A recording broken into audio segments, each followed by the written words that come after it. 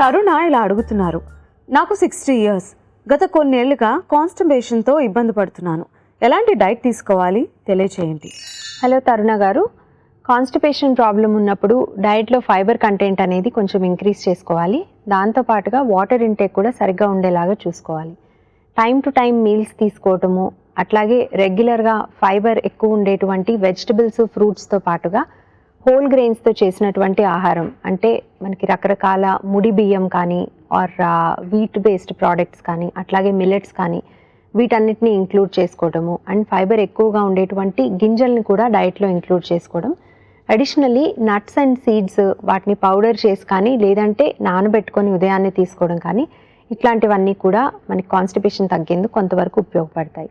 వీటితో పాటుగా fibre intake పెంచుకోవడానికి ప్రతి పూట కనీసం కొంచెమైనా సరే ఆకుకూరలు తీసుకోవడం కూడా చాలా బాగా ఉపయోగపడుతుంది. And through out the day కనీసం గంటకు ఒకసారైనా సరే 1-2 గ్లాసులు నీళ్లు తాగడం ద్వారా వాటర్ ఇంటేక్ కూడా చక్కగా ఉండేలాగా చూసుకోవచ్చు. ఫైనలీ ఎంతో కొంత ఫిజికల్ యాక్టివిటీ కూడా ఉన్నట్టయితే, అంటే ఉదయం లేచిన తర్వాత ఒక గ్లాస్ హాట్ వాటర్ తీసుకొని కొంతసేపు అయినా వాకింగ్ లాంటిది చేసినట్టయితే కూడా కాన్స్టిపేషన్ గ్రాడ్యువల్లీ తగ్గుతుంది.